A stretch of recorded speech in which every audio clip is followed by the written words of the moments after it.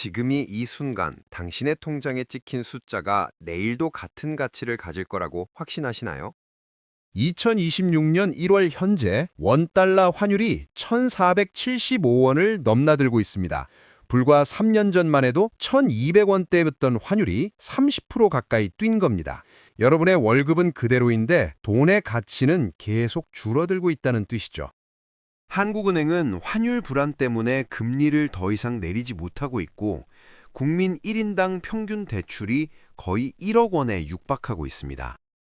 1997년 11월 21일 IMF 구제금융 신청 전날에도 사람들은 그저 평범한 목요일을 보내고 있었습니다. 국가가 무너진다는 건 영화처럼 갑작스런 폭발이 아니에요. 훨씬 더 조용하고 훨씬 더 무섭게 다가옵니다.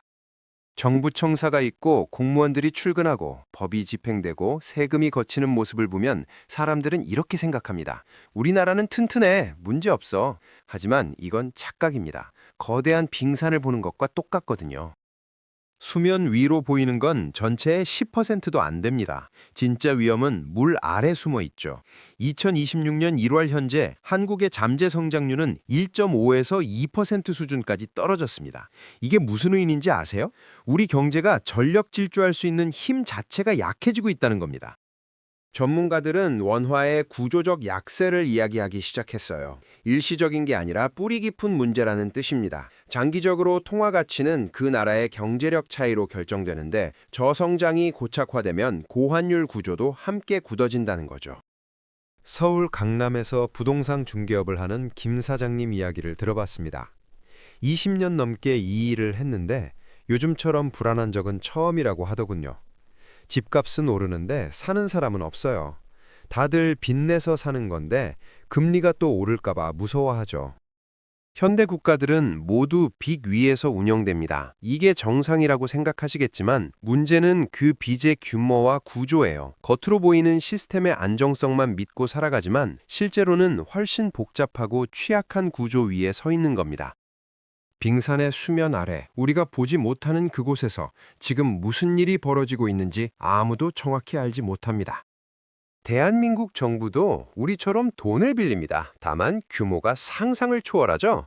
2023년 기준 국가 부채가 약 1,100조 원인데 이게 얼마나 큰 돈인지 감이 오시나요?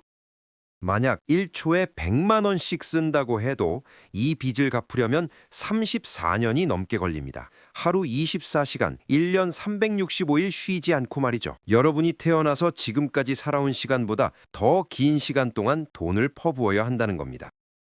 정부는 이렇게 말합니다. 우리 경제 규모가 크니까 문제 없어요. 선진국들도 다 이 정도 빚은 있습니다. 하지만 여기 놀라운 함정이 있습니다. 이 1,100조 원이라는 숫자는 중앙정부의 빚만 계산한 거예요. 지방정부의 빚, 공기업의 빚, 각종 공공기관의 빚은 빠져 있죠. 더 심각한 건 숨겨진 빚입니다. 공무원 연금, 군인 연금, 국민연금 같은 미래에 반드시 지급해야 할 돈들 말이에요. 이걸 다 합치면 어떻게 될까요? 일부 추정에 따르면 3천조 원을 넘는다고 합니다. 30대 직장인 박 대리의 경우를 보죠. 그는 최근에 아파트를 샀는데 은행 대출이 3억 원입니다. 매달 이자만 100만 원 넘게 나가요. 밤에 잠을 설칠 정도로 부담스럽죠. 그런데 놀라운 사실은 박 대리가 개인적으로 진 빚 외에도 국가 빚을 국민 1인당으로 나누면 2,400만 원이 넘는다는 겁니다. 태어난 갓난아기부터 노인까지 모두 포함해서요. 4인 가족이라면 가구당 약 1억 원의 국가 빚을 지고 있는 셈입니다. 박 대리는 자기 집 대출 3억 원에 국가 빚 목 1억 원까지 합치면 사실상 4억 원의 빚더미 위에 서 있는 거예요. 본인도 모르는 사이에 말이죠. 이 사실을 아는 사람이 얼마나 될까요? 뉴스에서는 절대 이런 식으로 설명하지 않습니다. 그렇다면 국가는 이 엄청난 빚을 어떻게 갚을까요? 방법은 딱 세 가지뿐입니다. 그리고 이 세 가지 모두 결국 여러분의 주머니를 털어가는 방식이죠. 첫 번째, 세금을 더 걷습니다. 2026년 들어서도 각종 세금이 슬금슬금 오르고 있어요. 한 번에 확 올리면 국민들이 반발하니까 조금씩 나눠서 올리는 겁니다. 작년에 담배값 올랐죠. 술값도 올랐고 주차료도 올랐습니다. 커피 한 잔 가격에도 부가가치세가 붙고 월급에서 떼가는 소득세도 계속 늘어나요. 여러분이 체감하지 못할 뿐 세금 부담은 매년 조금씩 무거워지고 있습니다. 국세청 자료를 보면 근로소득세 납부 인원과 세액이 계속 증가 추세예요. 두 번째, 돈을 더 찍어냅니다. 중앙은행이 화폐를 찍어내면 어떻게 될까요? 돈의 가치가 떨어지는 인플레이션이 발생합니다. 쉽게 말해서 물가가 오르는 거죠. 편의점에서 삼각김밥 하나 사는데 예전엔 1,500원이었는데 지금은 2,000원입니다. 여러분 월급은 그대로인데 말이죠. 이게 바로 보이지 않는 세금입니다. 정부가 직접 여러분 통장에서 돈을 가져가는 게 아니라 돈의 가치를 떨어뜨려서 간접적으로 가져가는 거예요. 월급 300만 원 받는 사람이 물가가 10% 오르면 실질적으로는 270만 원의 구매력밖에 없게 됩니다. 임금 삭감당한 것과 똑같죠. 세 번째, 빚으로 빚을 갚습니다. 이게 가장 위험한 방법입니다. 신용카드 돌려막기 해보신 분 계세요? A카드로 B카드 값을 갚고 B카드로 C카드 값을 갚고 처음엔 그럭저럭 버틸 수 있어요. 당장의 위기는 넘어갈 수 있죠. 하지만 빚은 계속 불어납니다. 원금은 그대로인데 이자가 눈덩이처럼 쌓여가는 겁니다. 그러다가 어느 순간 더 이상 빌릴 곳이 없어지는 날이 옵니다.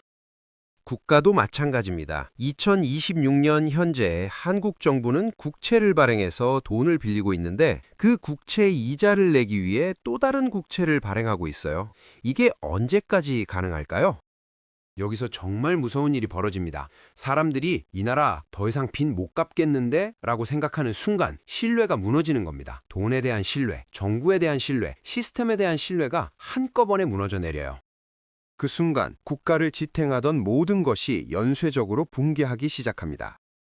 국가가 무너지는 건 빚이 많아서가 아닙니다. 사람들이 그 빚을 더 이상 믿지 않기 때문이에요. 신뢰가 사라지는 순간 돈은 그냥 종이가 되고 약속은 휴지 조각이 되고 시스템 전체가 작동을 멈춥니다.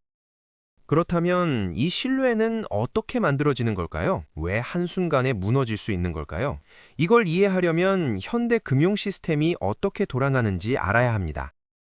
여러분이 은행에 1,000만 원을 예금했다고 생각해 보세요. 은행이 그 돈을 금고에 고스란히 보관하고 있을까요? 절대 아닙니다.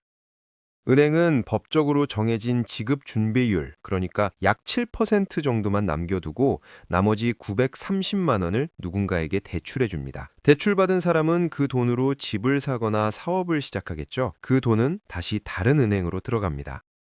그 은행도 또 7%만 남기고 나머지를 대출해 줘요. 이런 식으로 최초의 1,000만 원이 시스템 안에서 돌고 돌면서 몇 배로 불어나는 겁니다. 마법 같죠? 2026년 1월 발표에 따르면 외화 자금 시장에는 달러가 풍부한데도 현물환 시장에서는 달러 값이 계속 오르는 기묘한 현상이 벌어지고 있어요. 빌려줄 돈은 많은데 사람들은 실제 달러를 쥐려고만 하는 겁니다. 이게 바로 신뢰의 균열이 시작되는 신호예요. 문제는 이 마법이 딱 하나의 전제 조건 위에서만 작동한다는 겁니다. 사람들이 동시에 은행 가서 돈을 찾지 않는다는 거죠. 만약 어느 날 갑자기 모든 사람이 은행에 가서 내 돈 내놔 라고 하면 어떻게 될까요? 은행은 실제로 그 돈을 전부 가지고 있지 않으니까 줄 수가 없습니다. 이게 바로 뱅크런, 은행 뱅크런이죠. 은행이 망하는 가장 빠른 방법입니다. 더 무서운 건 이게 은행만의 문제가 아니라는 겁니다. 국가 전체가 이런 시스템 위에서 돌아가고 있거든요. 정부도 삼성도 동네 치킨집도 모두 미래의 돈을 땡겨 쓰면서 살아갑니다. 미래의 경제가 계속 성장할 거라는 믿음, 미래에 돈을 벌 수 있을 거라는 확신, 이런 것들이 전체 시스템을 떠받치고 있는 거예요. 그런데 만약 이 믿음에 금이 가기 시작하면 어떻게 될까요? 여기서부터가 진짜 공포의 시작입니다. 위기가 오면 가장 먼저 사라지는 게 뭔지 아세요? 바로 유동성입니다. 어려운 말 같지만 쉽게 말하면 돈이 돌아다니는 속도예요. 경제가 건강할 때는 돈이 빠르게 순환합니다. 회사가 직원한테 월급 주고 직원은 그걸로 카페에서 커피 사고 카페 사장님은 받은 돈으로 원두를 사고 이렇게 돌고 돌죠. 그런데 위기가 오면 어떻게 될까요? 사람들이 돈을 안 씁니다. 앞으로 어떻게 될지 모르니까 일단 아껴야겠다고 생각하는 거예요. 회사도 마찬가지입니다. 투자를 멈추고 신규 채용을 중단하고 비용을 최대한 줄입니다. 은행은 대출을 꺼려요. 돈을 빌려줬다가 못 받을까 봐 두려운 겁니다. 이렇게 되면 경제 전체에 돈이 마르기 시작합니다. 마치 강물이 말라가는 것처럼요. 아무리 돈을 많이 가지고 있어도 그 돈이 돌지 않으면 경제는 멈춰버립니다. 1997년 외환 위기 때가 딱 그랬습니다. 당시 외환 보유고가 빠르게 바닥을 보였어요. 외국인 투자자들이 한국 위험한데? 라고 판단하면서 투자금을 빼가기 시작했거든요. 그러자 도미노처럼 기업들이 무너졌습니다. 기아, 한보, 쌍용 같은 대기업들이 줄줄이 쓰러졌고 대우그룹은 1999년 8월 12개 계열사가 워크아웃에 들어갔죠. 문제는 이 기업들이 은행에서 천문학적인 돈을 빌려서 사업했다는 겁니다. 기업이 망하면 은행은 어떻게 될까요? 빌려준 돈을 못 받으니까 은행도 부실해집니다. 은행이 흔들리기 시작하면 사람들은 불안해집니다. 내 예금이 안전할까? 이런 생각이 드는 거예요.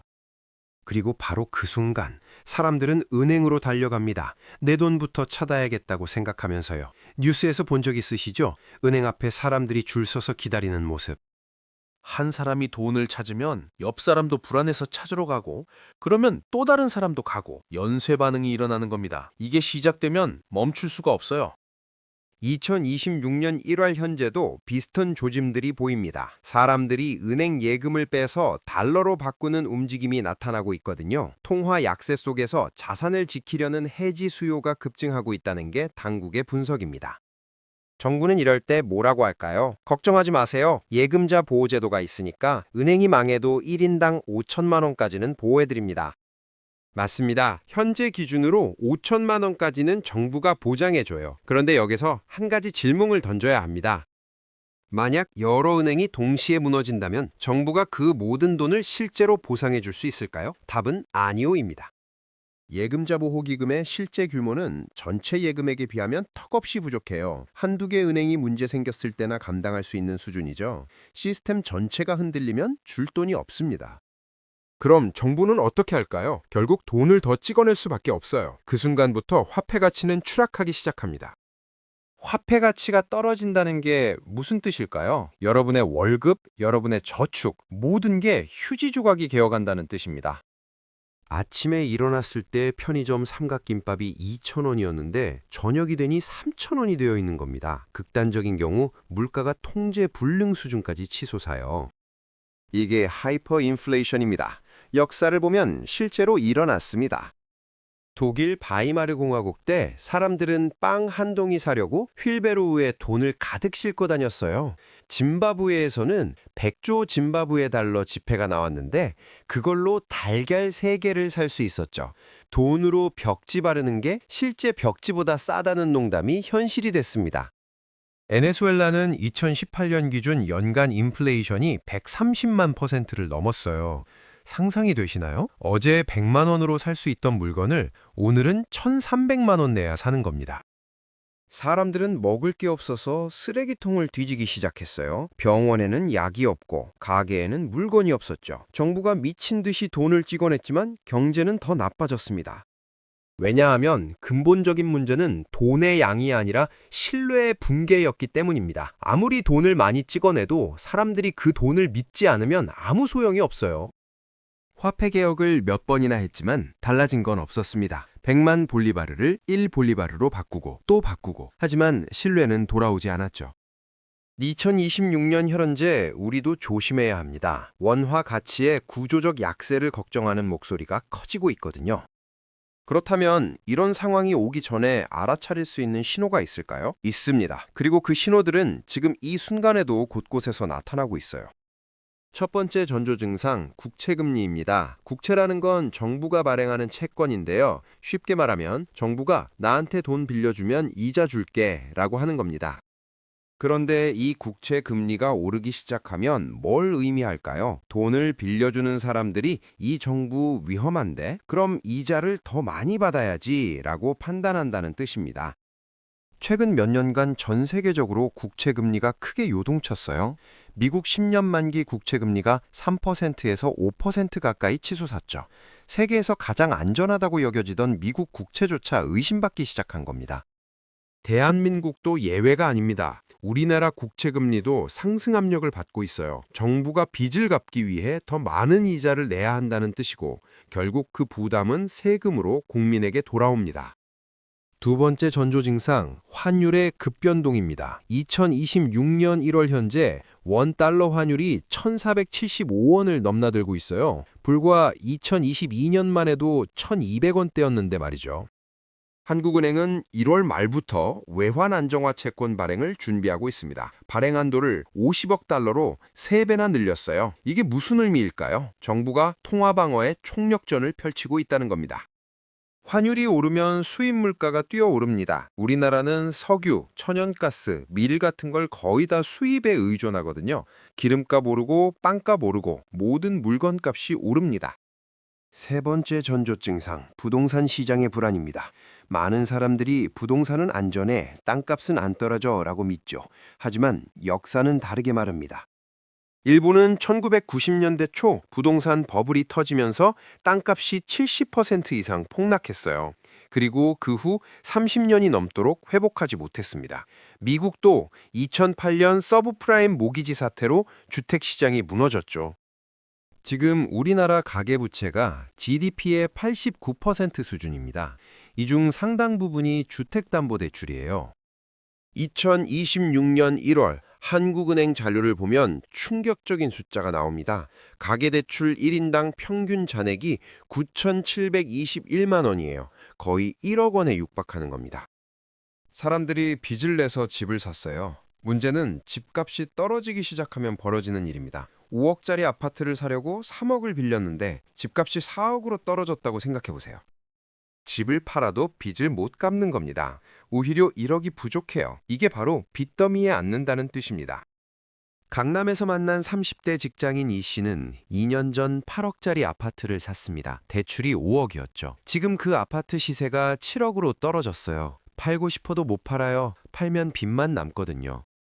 이런 사람들이 늘어나면 어떻게 될까요? 대출을 갚지 못하는 사람이 급증하고 은행은 또다시 부실해집니다. 그리고 우리는 1997년의 악몽으로 다시 돌아가는 거죠. 네 번째 전조 증상, 기업들의 연쇄 부도입니다. 경제가 어려워지면 가장 먼저 타격받는 건 빚 많은 기업들이에요. 2025년 한 해 동안 중소기업 부도율이 눈에 띄게 올랐습니다. 금리가 높아지면서 이자 부담을 감당 못하는 기업들이 속출하고 있거든요. 한 기업이 무너지면 끝이 아닙니다. 그 기업에 부품을 납품하던 협력업체는 대금을 못 받아요. 하청업체는 일거리가 끊깁니다. 직원들은 일자리를 잃죠. 경기도 안산의 한 자동차 부품 공장이 최근 문을 닫았습니다. 그 공장과 거래하던 중소기업 7곳이 연쇄적으로 어려움을 겪고 있어요. 한 곳이 넘어지니까 도미노처럼 쓰러지는 겁니다. 더 충격적인 건 이 4가지 징조가 동시다발적으로 나타날 때입니다. 국채금리 상승, 환율 급등, 부동산 불안, 기업 부도. 이것들이 한꺼번에 터지면 어떻게 될까요? 시스템은 감당할 수 없는 압력을 받게 됩니다. 하나하나는 관리할 수 있을지 몰라도 모든 게 한 번에 터지면 아무리 강한 나라도 버틸 수 없어요. 그리고 지금 2026년 1월의 한국에서 이 4가지 신호가 모두 전멸하고 있습니다. 2008년 금융위기를 기억하시나요? 그때 어떻게 시작됐는지 아세요? 처음엔 정말 별거 아닌 것처럼 보였습니다. 미국의 저소득층이 집을 사려고 받은 대출, 서브프라임 모기지를 못 갚기 시작했어요. 에이, 미국 빈민층 몇 명이 집값 못 내는 게 뭐가 대수야. 사람들은 그렇게 생각했죠. 그런데 문제가 있었습니다. 이 위험한 대출들이 증권으로 포장되어서 전 세계 금융기관에 팔렸던 겁니다. 마치 썩은 고기를 예쁜 상자에 담아서 팔아치운 것과 같았어요. 2008년 11월 15일 리먼 브라더스가 무너졌습니다. 158년 역사의 거대 투자은행이 하루아침에 파산한 거예요. 그 순간 전 세계가 공황에 빠졌습니다. 은행들이 서로를 믿지 못하기 시작했어요. 저 은행도 썩은 증권 가지고 있는 거 아니야? 그래서 은행끼리도 돈을 안 빌려줬습니다. 기업들은 자금을 구할 수 없었고 주식시장은 폭락했죠.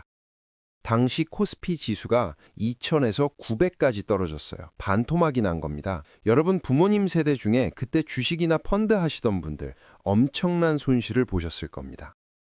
각국 정부들이 천문학적인 돈을 쏟아부었습니다. 미국은 7천억 달러, 우리 돈으로 거의 900조 원을 금융 시스템에 투입했어요. 유럽도 일본도 마찬가지였죠. 그렇게 겨우 시스템을 살렸습니다. 하지만 그 대가는 막대한 국가부채였습니다. 그리고 지금 2026년에 우리는 그때보다 훨씬 더 위험한 상황에 놓여 있어요. 왜냐고요? 당시 동원했던 모든 수단을 이미 다 써버렸거든요. 금리는 제로 근처까지 내렸었습니다. 더 이상 내릴 데가 없어요.